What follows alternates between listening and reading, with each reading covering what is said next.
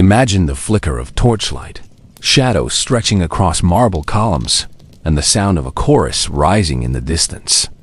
Welcome, traveler, to the world of ancient Greece, where gods and mortals walked side by side in stories that shaped not only religion but culture, politics, and the very rhythm of daily life. Before we begin, tell me, where are you watching this from? What time is it now in your world? Because in the world of the Greeks, time was never just hours on a clock. It was sacred, cyclical, bound to festivals, rituals, and the eternal presence of the gods.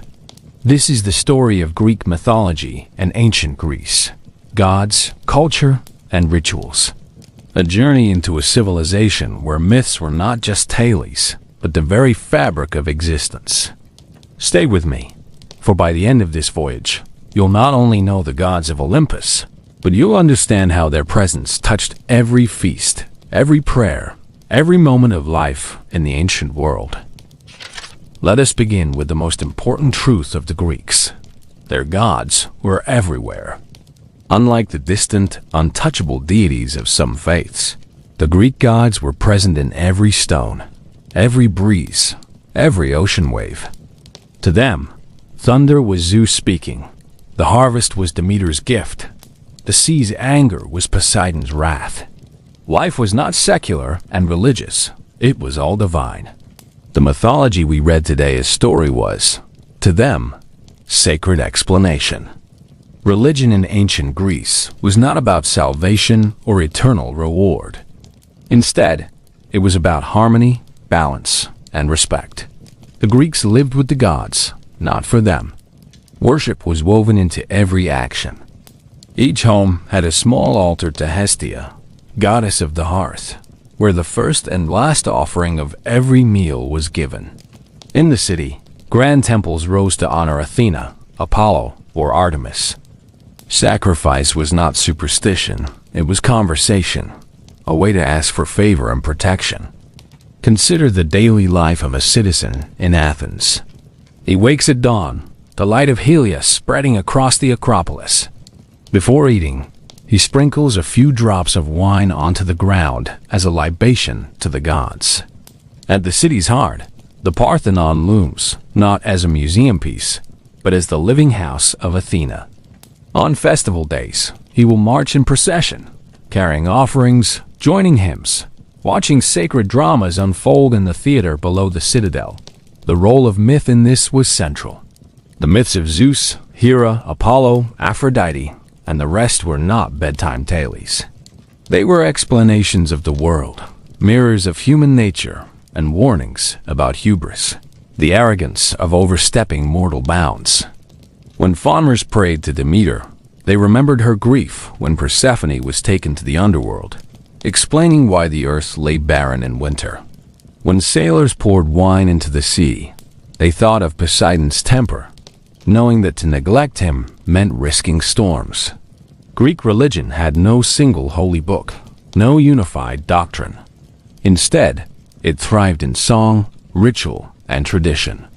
Priests and priestesses did not preach morality. They maintained sacred order. Their task was to perform the right sacrifices, to keep the gods honored, to protect the purity of rituals. Festivals bound the community together, transforming entire cities into sanctuaries of joy, drama, and reverence. Among these festivals, the Panathenea in Athens stood supreme. Every 4 years, Athenians celebrated their patron goddess Athena with music, athletic games, and grand processions. At its climax, a giant woven robe, the peplus, was presented to Athena's ancient wooden statue. The robe was embroidered with scenes of her victories, reminding citizens that the goddess stood as protector of their city. This was not just religion, it was civic pride, identity, and unity. The Olympic Games themselves began as a religious festival in honor of Zeus. Athletes competed not for personal glory alone, but to bring honor to their city and to Zeus himself.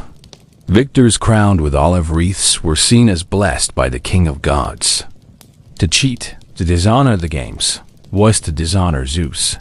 And so, myth became action. Story became law. Ritual sacrifice lay at the heart of Greek worship. Sheep, goats, or bulls were brought to the altar, their lives offered in exchange for favor. But sacrifice was not destruction, it was transformation. The gods received the bones and smoke, while the people shared in the roasted meat, binding divine and mortal in one communal act.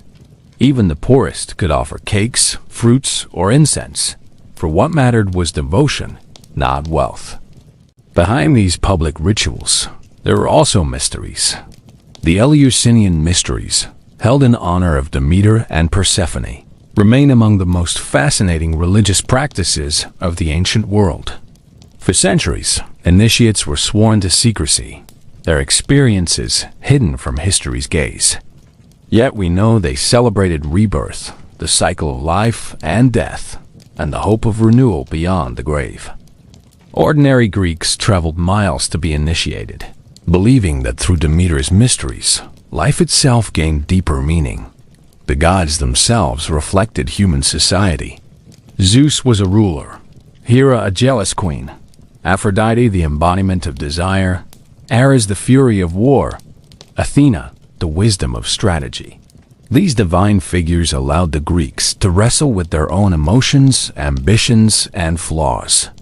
Mythology was a mirror, teaching lessons about balance, excess, and the consequences of pride. But the gods were not all-powerful. They, too, were bound by fate and ancient force even Zeus could not escape. This belief in fate made rituals all the more urgent, for while destiny might be fixed, how one faced it depended on reverence and piety. The Greeks believed that the gods favored those who honored them with devotion, humility, and sacrifice.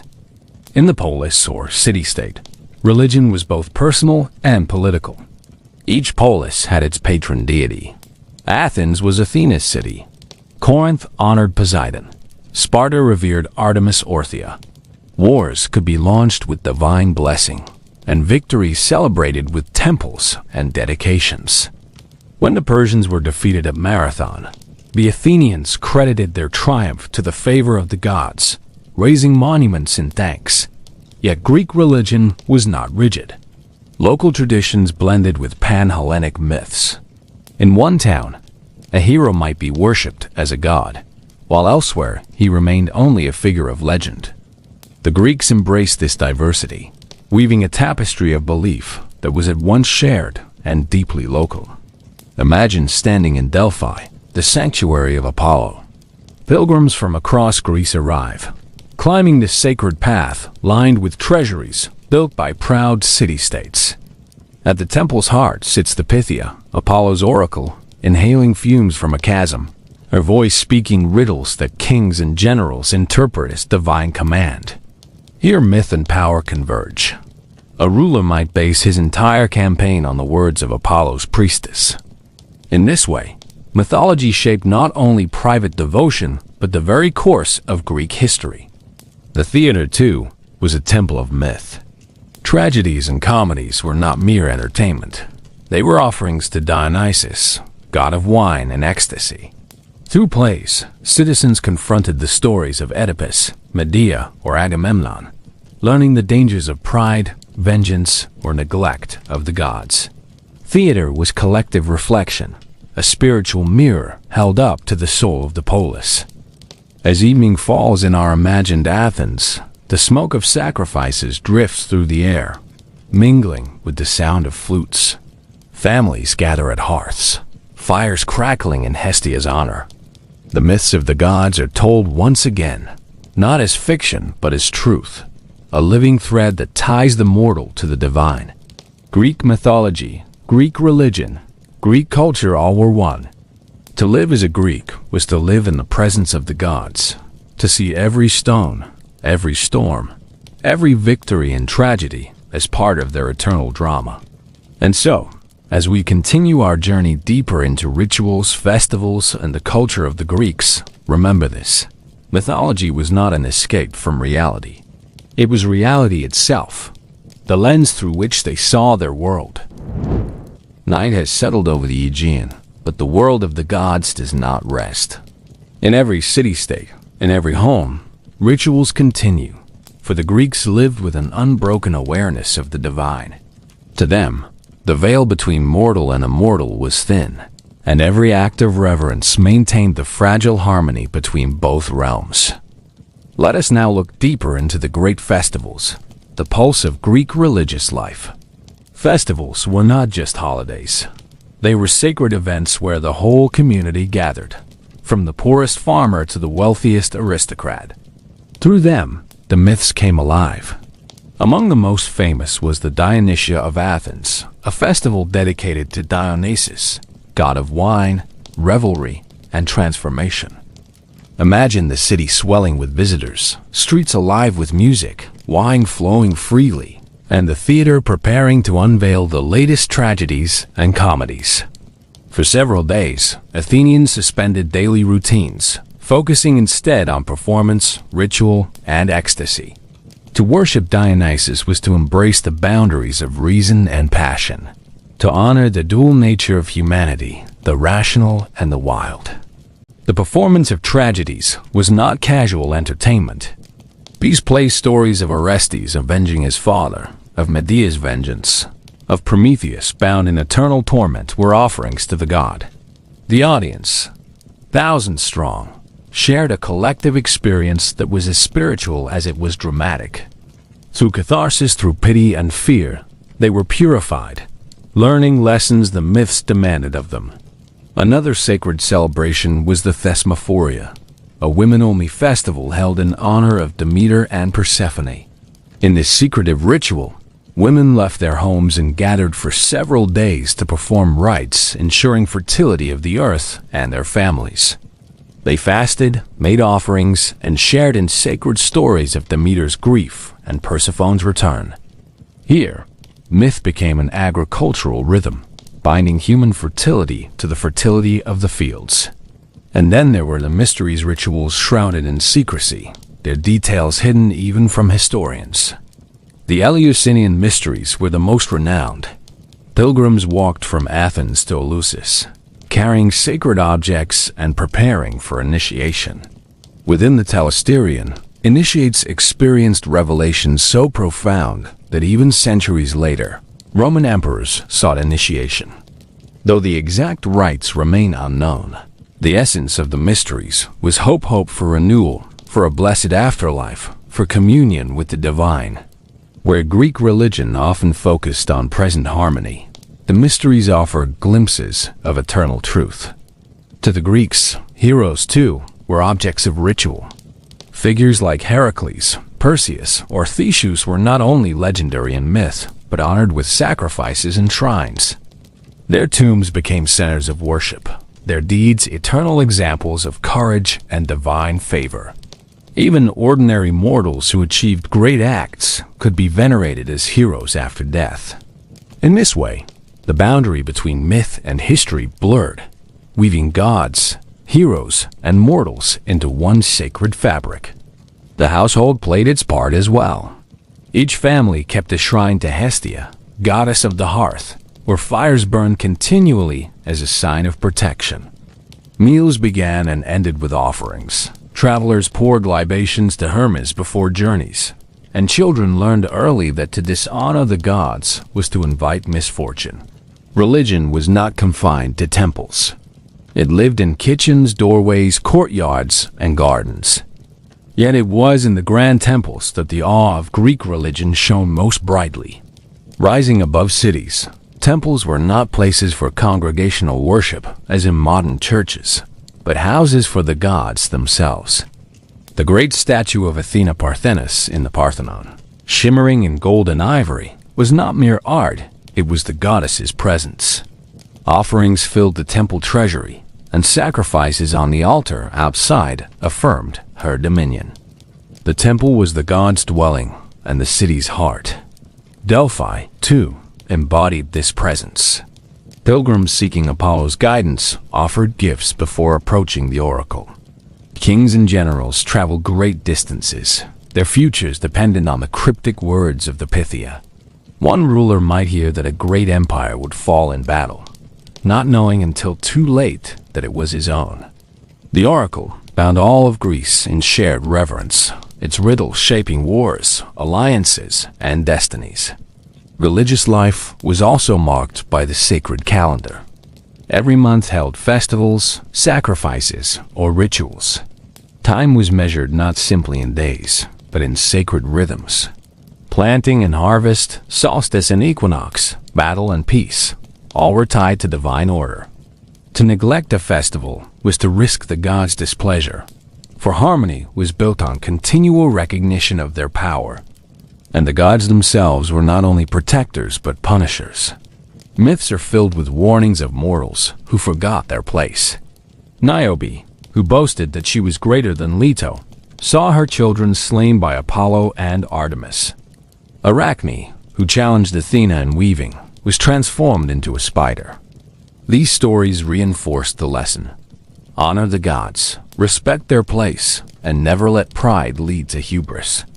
The Greeks saw hubris as the greatest sin, for it disrupted cosmic balance and drew down divine retribution. At the same time, mythology offered models of virtue. Odysseus embodied cunning, Heracles strength, Persephone resilience, Athena wisdom. Through ritual and story, Greeks learned not only to fear the gods, but to emulate the best qualities of heroes and deities alike. In daily practice, sacrifice and prayer were acts of diplomacy with the divine. Just as cities negotiated treaties, mortals negotiated with gods. Offerings were gifts meant to secure favor. To pray without sacrifice was considered arrogant. To sacrifice without sincerity was empty. True devotion lay in balance, in giving the gods their due. Religion also reinforced social bonds. Festivals united citizens, strengthened civic identity, and gave women roles of sacred importance, often denied in politics. The priestess of Athena Polias in Athens was one of the most influential women in the city, her presence commanding respect equal to statesmen. Through religion, the Greeks carved out spaces of inclusion, where divine service elevated moral status. Art and architecture flourished in the shadow of these beliefs. Vase paintings depicted myths of gods and heroes, teaching stories to new generations. Temples embodied cosmic order, their columns rising like a hymn in stone. Sculptors captured the divine in human form, their statues embodying the Greek belief that gods resembled mortals, only perfected. Religion was not separate from beauty, it was its highest expression. Music, too, was sacred. Hymns honored the gods, flutes accompanied sacrifices, and choruses echoed in theaters. To sing was to worship, to dance was to embody divine joy. Every art was an offering, every creation a reflection of myth. The agricultural cycle itself was a ritual reenactment of myth. The sowing of seeds echoed Persephone's descent into the underworld. The spring's rebirth mirrored her return. Farmers lived the myth of Demeter each year, their survival tied to her grief and her joy. In this way, myth was not distant but immediate, living in the soil and the harvest. The Greeks also believed in omens and signs.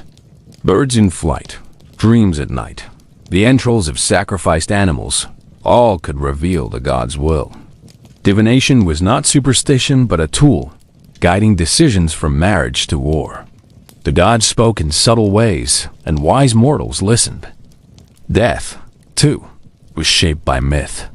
The dead were buried with offerings to aid them in the afterlife. Coins were placed in the mouths of the deceased, payment for Charon, the ferryman of the Styx. Families poured libations at tombs, honoring ancestors as part of the eternal cycle. Death was not an end but a passage, one that myths explained and rituals guided. Yet despite their reverence, the Greeks were not without doubt. Philosophers like Xenophanes and Plato questioned the morality of the gods, challenging traditional myths. But even as ideas shifted, rituals endured, for religion was less about belief in doctrine than about shared practice. One could debate the gods' nature, but no citizen could ignore their festivals. As we walk deeper into the streets of an ancient polis, the echoes of rituals surround us. Children recite hymns, women weave offerings, priests prepare sacrifices, elders tell stories of Zeus's thunderbolt and Aphrodite's beauty. Life is inseparable from myth, for to be Greek is to live within a world where the gods breathe in every wind and blaze in every star. And so, Greek mythology was not merely a collection of tales. It was the heartbeat of a civilization, pulsing through religion, culture, and daily life. Dawn returns over the hills of Greece, and with it, the cycle of devotion begins anew. The people wake not simply to labor, but to live within the ever-present shadow of the gods. For them, mythology is not past or distant. It is here, alive, woven into every ritual of the day. Let us journey now into the cultural echoes of this mythology, to see how it shaped not only religion but art, politics, philosophy, and the very soul of the Greek world. Consider Greek architecture, where temples crowned every city like jewels upon stone. The Parthenon in Athens, with its flawless proportions and sculpted friezes, was more than a building. It was Athena's house, her eternal gaze over the city that bore her name. Every detail was symbolic. The metapiece told stories of gods battling giants, of Greeks triumphing over barbarians, reminding all who entered that their culture was blessed by divine favor. Across Greece, from the Temple of Apollo at Delphi to the colossal Temple of Artemis at Ephesus, architecture embodied the marriage of myth and civic identity. Sculpture, too, served as a bridge between mortals and immortals. The Greeks believed that the gods took human form stronger, more beautiful, more perfect. Artists sought to capture this perfection, chiseling marble into living bodies that seemed to breathe. A statue of Zeus might tower in Olympia, its gold and ivory gleaming in torchlight, inspiring awe not just for the sculptor's skill, but for the divine presence it represented. These works were not decoration.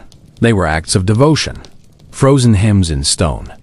Mythology also infused literature, guiding poets and philosophers alike. Homer's Iliad and Odyssey were not merely epics, but sacred texts of cultural memory. They told of gods meddling in wars, of heroes wrestling with fate, of mortals navigating divine wrath.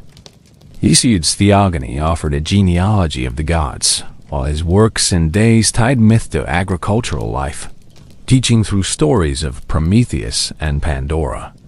These works were recited, remembered, and revered, forming the intellectual foundation of Greek civilization. Even philosophy, which often sought reason over myth, could not escape its influence. Plato wrote of the soul's journey, using myths of reincarnation. Aristotle spoke of prime movers that echoed divine order. The myths offered symbols and parables through which abstract truths could be explained. Even as philosophers questioned the literal existence of Zeus or Hera, they used myth to explore morality, justice, and the nature of existence. In politics, myth justified power. Kings and aristocrats often traced their lineage to divine ancestors, claiming descent from Heracles, Apollo, or other gods. City-states adopted myths to assert superiority, linking themselves to divine favor. When Athens promoted its connection to Athena, it was not only religion but propaganda, binding citizens in shared pride and identity. Warfare, too, was steeped in ritual. Before battle, sacrifices were made to Zeus, Athena, or Ares. Omens were read, prayers recited, libations poured. Victory was credited to divine aid, defeat to divine displeasure. After triumph, temples were built, spoils dedicated, trophies raised to honor the gods who granted success.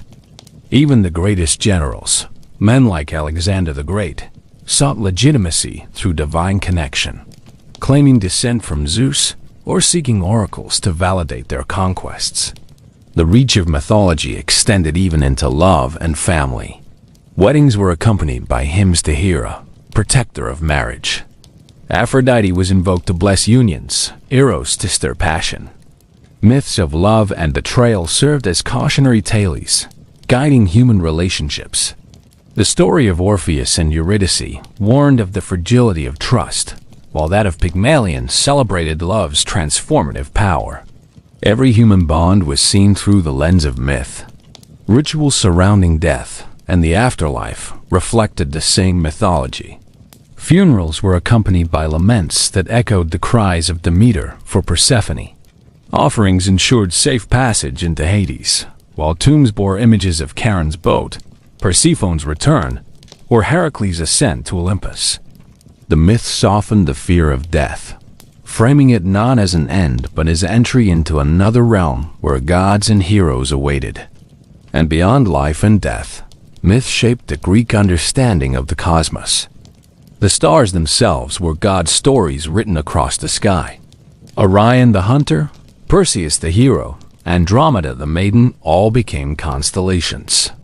Every night, the heavens reminded the Greeks of their myths, a celestial tapestry reinforcing belief. Yet, what made Greek mythology truly powerful was its adaptability.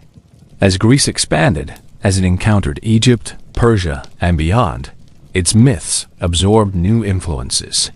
Far from rigid, Greek religion thrived in evolution, reflecting the dynamic nature of the culture itself. But for all its grandeur, its temples, and its festivals, the heart of Greek mythology lay in its humanity. The gods were not perfect beings beyond comprehension. They were flawed, passionate, jealous, loving, and vengeful. They mirrored human nature in divine form. In worshipping them, Greeks did not seek escape from humanity, but reflection upon it. This is why mythology endured. It was not distant dogma, but intimate truth. It explained storms and harvests, births and deaths, victories and defeats. It offered warnings against pride, encouragement in hardship, and hope in mystery. It bound communities, shaped art, and inspired courage. And though centuries have passed, though temples now lie in ruin, though philosophers and historians have debated their truth, the myths remain alive, echoing in every retelling. Now, let us return to the present moment, standing in the ruins of Greece. The Parthenon, though broken, still rises with dignity. The stones of Delphi whisper of Apollo's oracle. The fields of Eleusis remember the secret processions of the mysteries. And in the night sky, the constellations burn as eternal reminders of myths once spoken by firelight. As you listen, wherever you are, whatever time it is in your world, remember that mythology was never just about the past. It was about how humans understood themselves, their fears, their hopes, and their place in the cosmos. For the Greeks, to tell a myth was to tell the truth, not factual truth, but spiritual truth, the kind that lingers long after temples fall and statues crumble.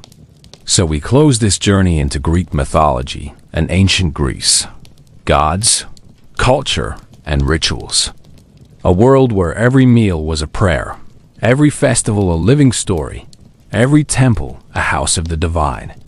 A world where the line between mortal and immortal blurred, and where the greatest sin was to forget the gods who walked beside them. And now, traveler, before you leave, one final ritual remains. If you have found value in this journey, honor it as the Greeks would share it with others. Leave your offering of a like, speak your thoughts in the form of a comment, and join this community by subscribing so that the stories of the past may continue to live in the present. For just as myths endured through retelling, so too does this channel thrive when you carry its stories forward. Until our next voyage through history, may the gods of Olympus guide your path. May the muses inspire your days, and may you never lose sight of the myths that still echo through time.